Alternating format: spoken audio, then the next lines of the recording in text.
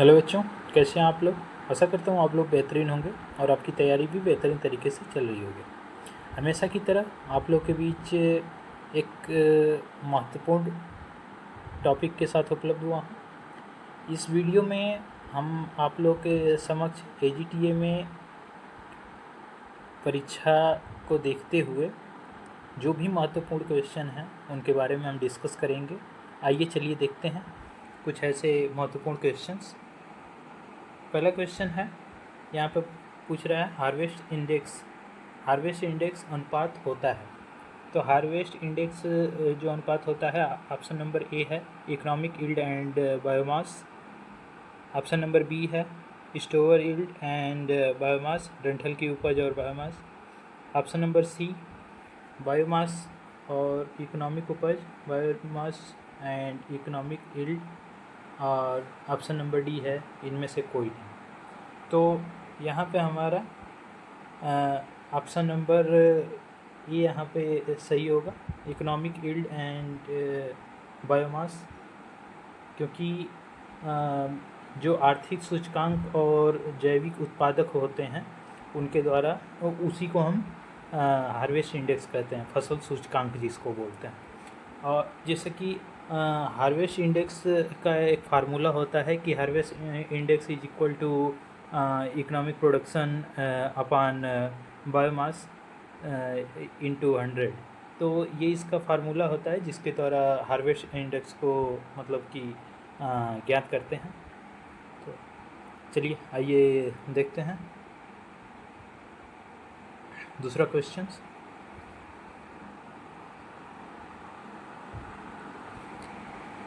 इसमें पूछ रहा है चरी, बरसीम, धान, मटर ये फसल चक्र चलाने के लिए कितने खेतों की आवश्यकता होगी। तो ऑप्शन नंबर ए है 2, ऑप्शन नंबर बी है 1, ऑप्शन नंबर सी है 4 और ऑप्शन नंबर डी है 3। तो यहाँ पे हमारा ऑप्शन नंबर ए यहाँ पे जो है ये सही होगा, क्योंकि जो क्रॉपिंग स्कीम होता है उसमें जो प्रत्येक फसल चक्र के उतने ही खेत मतलब सुरक्षित होने चाहिए जितने वर्ष में वो फसल चक्र हो, और प्रत्येक वर्ष उगाई जाने वाली फसल का भी क्षेत्रफल हमारा समान होना चाहिए। तो इसलिए चरी, बरसीम, धान, मटर ये हमारा 2 वर्ष का फसल चक्र है, अतः इसके लिए हमको 2 समान क्षेत्रफल वाली खेत की आवश्यकता होगी। तो यहाँ पे हमारा ऑप्शन नंबर ए यहाँ पे सही होगा। आइए आगे देखते हैं। अरहर मूंग एक उदाहरण है। अरहर मूंग आप pigeon pea plus moong is an example for of.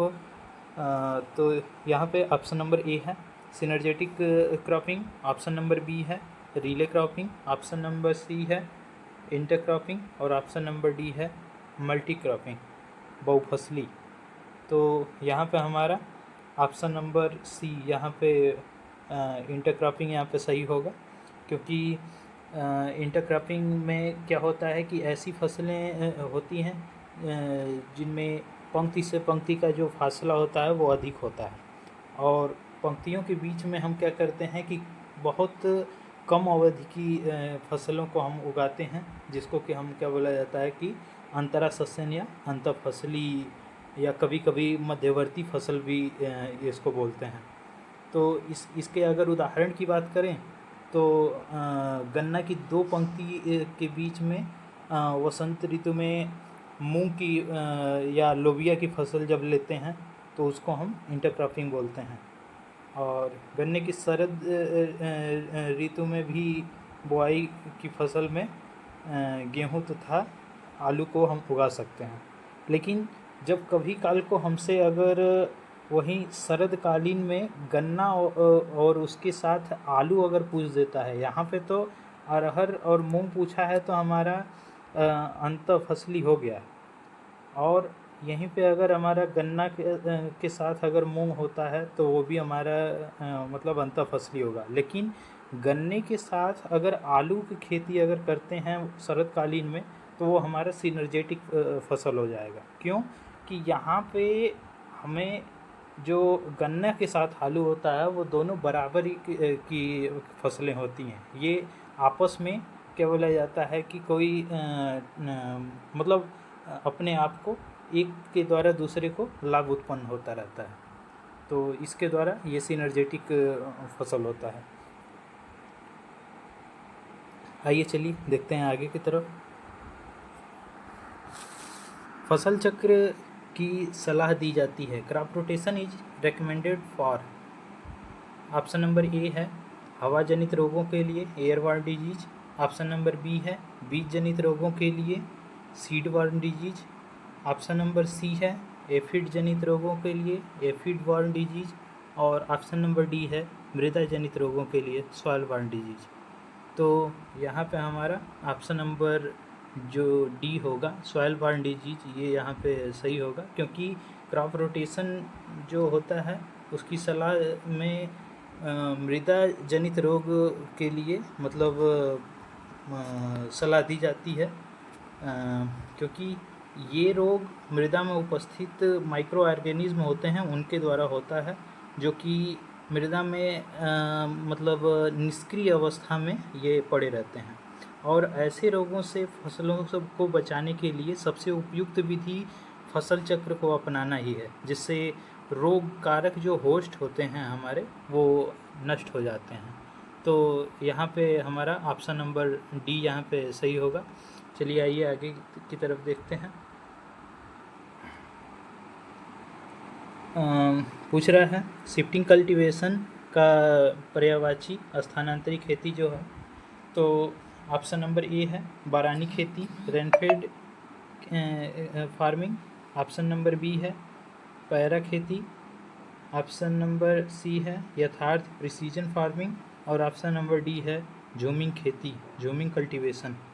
तो यहाँ पे हमारा ऑप्शन नंबर डी यहाँ पे झूमिंग खेती यहाँ पे सही होगा, क्योंकि शिफ्टिंग कल्टीवेशन जो है वो उसको हम झूमिंग खेती भी कहते हैं। और यह मानव के जो पहले जो आदि मानव की अवस्था थी उसका ये एक प्रकार का सूचक है। और इसमें सबसे पहले वन की का जो क्षेत्र होता है उसके किसी एक भाग को साफ करके वृक्षों तथा झाड़ियों को मतलब जला दिया जाता था, और उसके बाद कुछ वर्षों तक इस स्थान पर कृषि के कार्य को किया जाता था, जिससे कि भूमि की उर्वरता समाप्त होने पर उसे छोड़कर किसी दूसरी जगह पर इसको क्रिया की जाती थी। इसलिए इसे बुश फेलो कृषि भी कहते हैं। कहीं कहीं आप लोगों को बुश फेलो कृषि अगर एग्रीकल्चर अगर कहीं पूछ देता है तो आप इसी को ट्रिक लगाएंगे। तो यहाँ पे हम शिफ्टिंग कल्टीवेशन को हम ऑप्शन नंबर डी यहाँ पे झूमिंग खेती हमारा सही होगा। आइए आगे की तरफ देखते हैं। निम्न में से कौन खेती का प्रकार नहीं है? Which of the following is not type of farming? Option number A है शुष्क खेती, dry farming. Option number B है पूंजीवादी खेती, capitalistic farming. Option number C है मिक्स्ड फार्मिंग, मिश्रित खेती। और ऑप्शन नंबर डी है विशिष्ट खेती, स्पेशलाइज्ड फार्मिंग। तो यहाँ पे हमारा ऑप्शन नंबर बी जो है पूंजीवादी खेती जो है, ये इसका कैपिटलिस्टिक फार्मिंग, ये यहाँ पे खेती का प्रकार नहीं है, बशर्ते अगर एक हिसाब से देखें तो ये सिस्टम ऑफ फार्मिंग इसको बोलेंगे।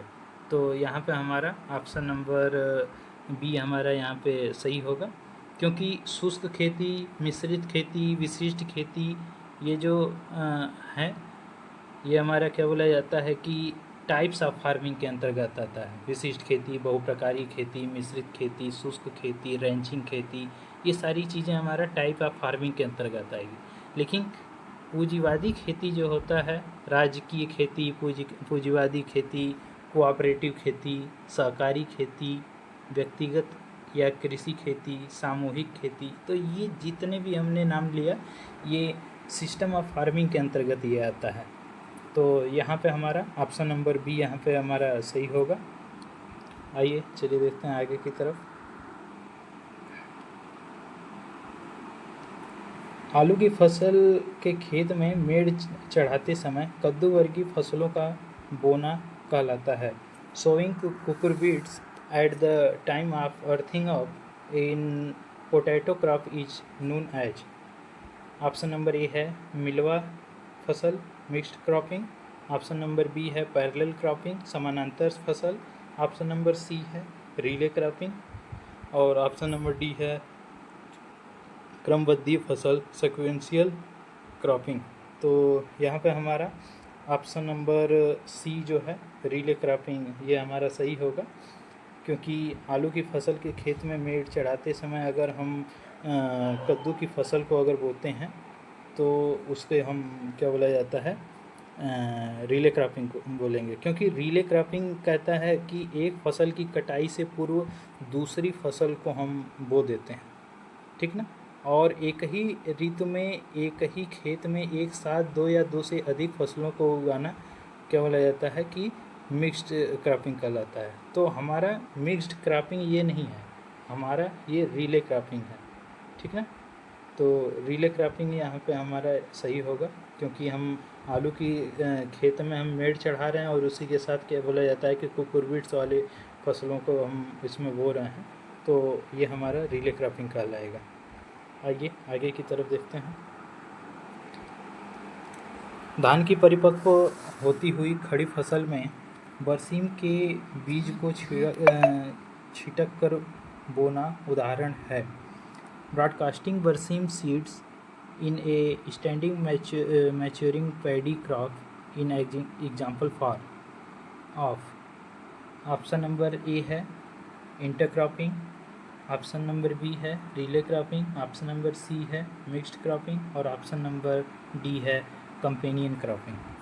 तो यहाँ पे हमारा ऑप्शन नंबर बी जो है रिले क्रॉपिंग ये यहाँ पे सही होगा, क्योंकि धान की जो परिपक्व होती हुई जो फसल खड़ी फसल है उसमें बरसीम के जब बीज छिटक कर बो दिए जाते हैं तो ये हमारे रिले क्रॉपिंग का ही ये उदाहरण है, क्योंकि इस खेती में पूर्ववर्ती जो फसल होती है उसके कटने से पहले हम आगामी फसलों को हम लगा देते हैं, लेकिन इसमें हम एक चीज़ का ध्यान रखते हैं कि दोनों फसलों में प्रतियोगिता लगभग न्यूनतम हो।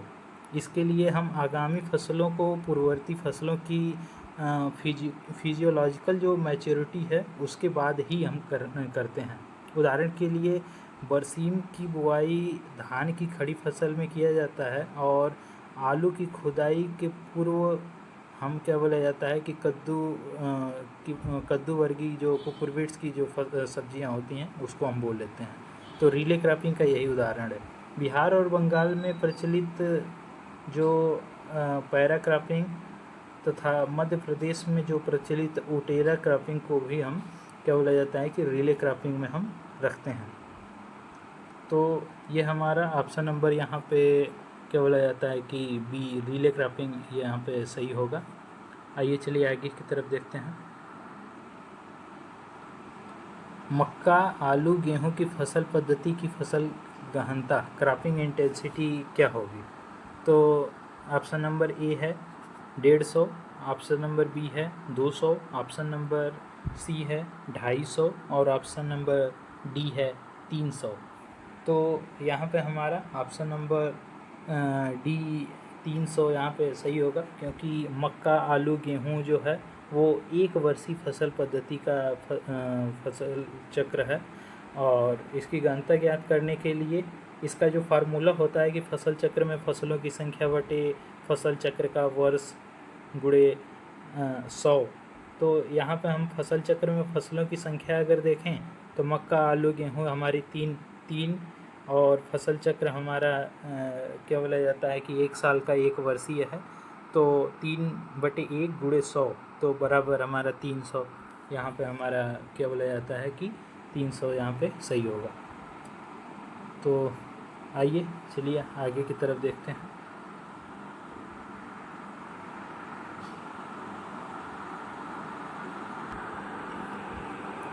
कुल फसल क्षेत्र एवं शुद्ध फसल क्षेत्र के अनुपात को हम क्या कहते हैं? The ratio of gross cropped area and net cropped area is called. Option number A है cropping intensity, option number B है multiple cropping, option number C है इंटेंसिव क्रॉपिंग और ऑप्शन नंबर डी है नन ऑफ द एबव। तो यहाँ पे हमारा option number ए जो है क्रॉपिंग इंटेंसिटी, ये यहाँ पे सही होगा, क्योंकि कुल फसल क्षेत्र एवं जो शुद्ध फसल क्षेत्र होता है उसके अनुपात को हम फसल गहनता कहते हैं, ठीक ना। क्रॉपिंग इंटेंसिटी जो होता है उसको ज्ञात करने के लिए gross cropped area upon net cropped area इसका फार्मूला होता है। तो यहाँ पे हमारा ऑप्शन नंबर ए जो होगा क्रॉपिंग इंटेंसिटी यहाँ पे सही होगा। आइए आगे की तरफ देखते हैं। अंतर्वर्ती खेती में उपज लाभ मापने का सर्वोत्तम तरीका क्या है? The best way to measure yield advantage in intercropping is option number A है total yield, option number B है land equivalent ratio LER, option number C है इकोनॉमिक रिटर्न और ऑप्शन नंबर डी है इक्विवेलेंट yield समतुल्य उपज। तो यहाँ पे हमारा ऑप्शन नंबर क्या बोला जाता है कि द बेस्ट वे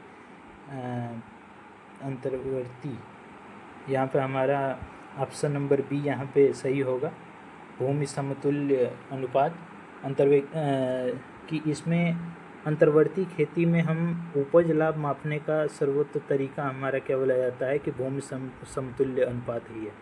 इसमें एक ही खेत में जब एक साथ एक से अधिक फसलें अलग अलग कतार में बोई जाती हैं तो इसी को हम क्या बोला जाता है कि अंतर्वर्ती खेती कहते हैं, ठीक ना।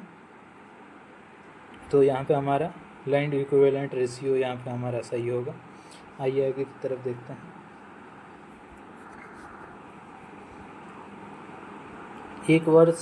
एक 15 वर्ष के आम के बाग में इंटरक्रॉपिंग अंतः सस्यन के लिए निम्न में से कौन सी फसल उपयुक्त होगी? ऑप्शन नंबर ए है आलू, ऑप्शन नंबर बी है गेहूं, ऑप्शन नंबर सी है हल्दी और ऑप्शन नंबर डी है इनमें से उपयुक्त में से कोई नहीं। तो यहाँ पे हमारा ऑप्शन नंबर सी जो है हल्दी यहाँ पे सही होगा, क्योंकि एक जब 15 वर्ष के आम के बाग में हम अंतः सस्यन के लिए हम इन सभी में से हल्दी को हम सबसे उपयुक्त मानते हैं, क्योंकि इसका चुनाव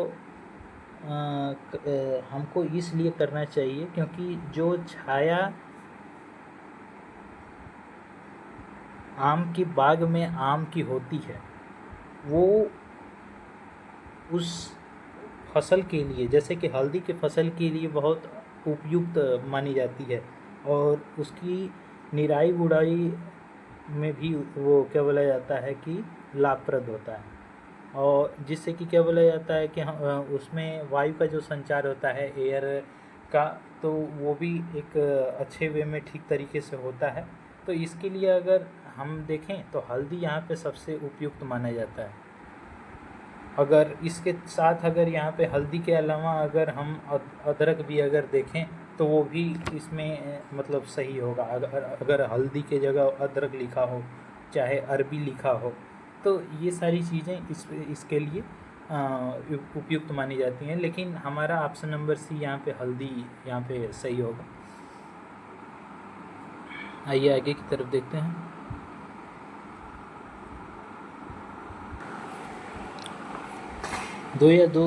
दो या अधिक असमान फसलों की खेती यदि एक ही खेत में साथ साथ ली जाए तथा उनमें से मुख्य फसल निश्चित पंक्तियों में बोई गई हो तो इस स्थिति को कहते हैं if two or more dissimilar crops are grown together in the same field and the main crop is sown in definite rows, this situation is called option number A है mixed cropping, option number B है sequential cropping, option number C है high intensity cropping और option number D है intercropping.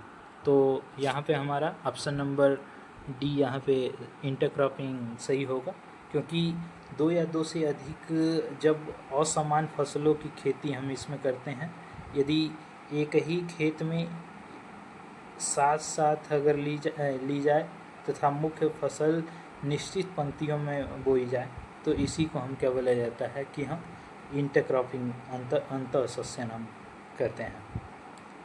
तो हमारा option number D यहाँ पे सही होगा। अंतःसस्यन आगे का क्वेश्चन कह रहा है, अंतःसस्यन से प्राप्त कुल उपज के बराबर मुख्य फसल की उपज प्राप्त करने के लिए आवश्यक भूमि क्षेत्र को हम कहते हैं। The land area required to get the yield of main crop equal to the total yield obtained from intercropping is called. Option number A है crop equivalent, option number B है land equivalent ratio, option number C है relative total yield और option number D है cropping intensity index. तो यहाँ पे हमारा option number जो बी है लैंड इक्विवेलेंट रेशियो, क्षेत्र तुल्यांक अनुपात, ये यहाँ पे सही होगा, क्योंकि अंतःसस्यन से जो क्या बोला जाता है कि प्राप्त कुल उपज के बराबर हमारा मुख्य फसल की उपज प्राप्त करने के लिए आवश्यक भूमि क्षेत्र को हम क्या बोला जाता है कि लैंड इक्विवेलेंट रेशियो कहते हैं। तो इस तरीके से हमारा ऑप्शन नंबर बी यहाँ पे क्षेत्र तुल्यांक अनुपात यहाँ पे सही होगा। आइए आगे की तरफ देखते हैं।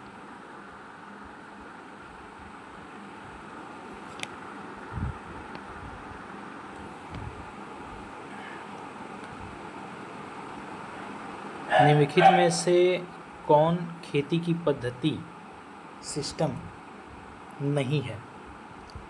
ऑप्शन नंबर ए है राजकीय खेती, ऑप्शन नंबर बी है सामूहिक खेती, ऑप्शन नंबर सी है सहकारी खेती कोऑपरेटिव फार्मिंग और ऑप्शन नंबर डी है शुष्क खेती ड्राई फार्मिंग।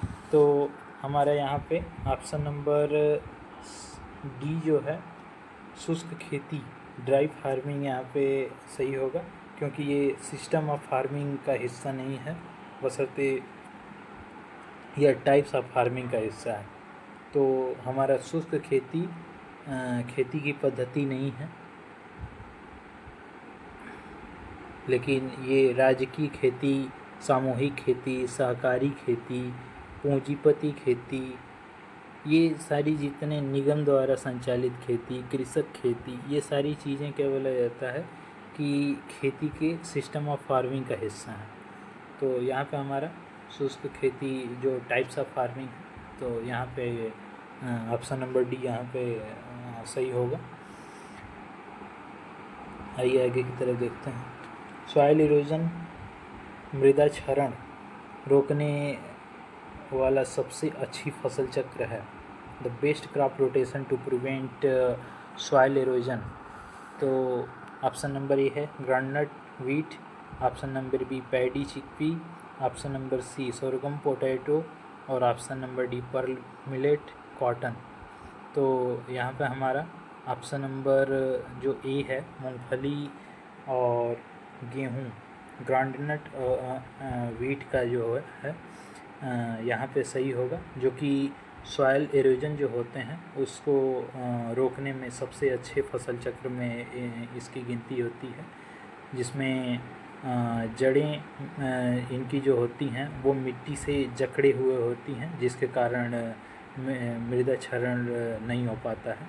तो इसलिए हमारा ऑप्शन नंबर ए जो है ये यहाँ पे सही होगा।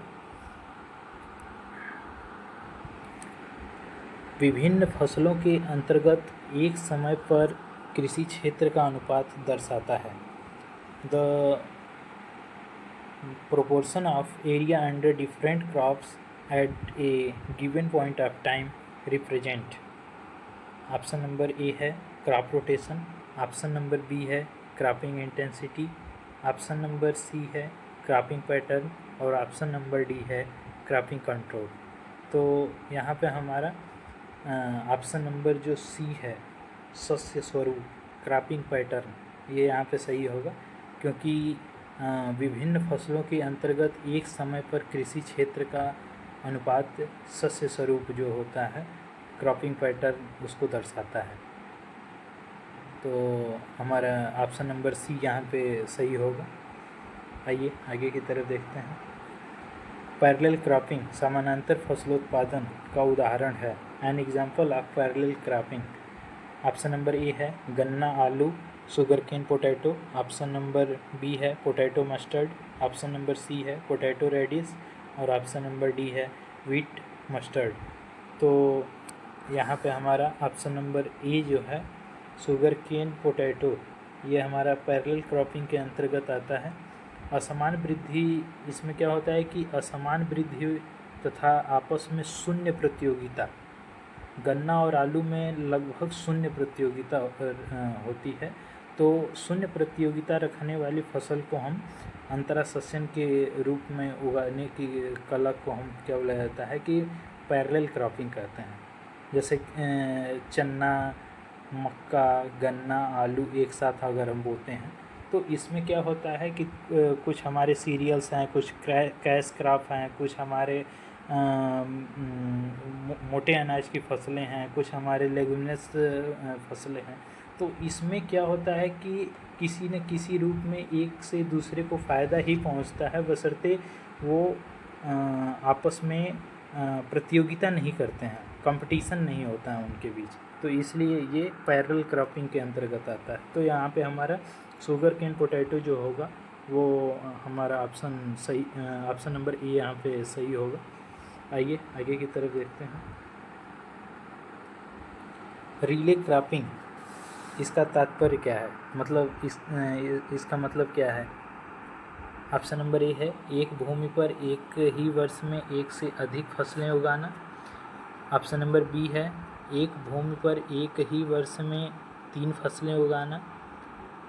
ऑप्शन नंबर सी है एक भूमि पर एक ही वर्ष में 4 फसलें उगाना। और ऑप्शन नंबर डी है उपरोक्त में से कोई नहीं। तो यहाँ पे हमारा जो ऑप्शन नंबर सी है, ऑप्शन नंबर सी जो है एक भूमि पर एक ही वर्ष में 4 फसलें उगाना, ये हमारा ऑप्शन नंबर सी यहाँ पे सही होगा। क्योंकि रिले क्रॉपिंग की जो अवधारणा होती है उसमें हम एक के बाद दूसरे, दूसरे के बाद तीसरे, तीसरे के बाद चौथे, इस तरीके से हम क्या बोला जाता है कि फसल को लेते हैं। इसमें पूर्ववर्ती फसल के कटने के पहले हम क्या बोला जाता है कि आगामी आने वाली जो फसल होता है उसको लगा दिया जाता है। लेकिन यह ध्यान दिया जाता है कि दोनों फसलों में प्रतियोगिता जो होती है वो 9 के बराबर हो। और इसके जो फादर हैं डॉक्टर शेर सिंह बेंस, उन्होंने भारत के उत्तरी पश्चिमी क्षेत्र के लिए इसको निम्नलिखित रिले जो पद्धति है उसकी सिफारिश की थी। जैसे मूंग मक्का आलू गेहूँ। तो इसका क्या बोला जाता है, पहली बार शेर सिंह बेंस जो थे रिले क्रॉपिंग के फादर, तो उन्होंने ये क्रॉपिंग पैटर्न दिया था इस चीज़ के लिए। तो रिले क्रॉपिंग उन्हीं के द्वारा। तो यहाँ पे हमारा ऑप्शन नंबर सी जो है ये सही होगा। आज का लास्ट क्वेश्चन देखते हैं। मक्के की खड़ी फसल में तोरिया की बुआई, sowing of toria in standing maize crop is. Option number A है mixed farming. Option number B है mixed intercropping. Option number C है रिले क्रॉपिंग और ऑप्शन नंबर डी है रिलेशन। तो यहाँ पे हमारा जो ऑप्शन नंबर डी है रिलेशन, ये यहाँ पे सही होगा। क्योंकि मक्के की खड़ी फसल में तोरिया की बुआई रिले जो क्रॉपिंग होता है उसका सर्वोत्तम उदाहरण है। क्योंकि रिले क्रॉपिंग में पहली फसल की कटाई से पूर्व दूसरी फसल की बुआई कर दी जाती है। तो यहाँ पे हमारा relay cropping, option number C यहाँ पे सही होगा। सॉरी, यहाँ पे थोड़ा मिस्टेक हो गया था। रिले क्रॉपिंग जो यहाँ पे ऑप्शन नंबर सी यहाँ पे सही होगा, रिलेशन नहीं, चूँकि तो ऑप्शन नंबर सी यहाँ पे हमारा सही होगा। अगर जानकारी अच्छी लगी हो तो आप हमारे चैनल से बने रहिए। फिर मिलते हैं आपको AGTA की ऐसी ही कुछ महत्वपूर्ण क्वेश्चंस के साथ एक नए वीडियो में। तब तक के लिए धन्यवाद।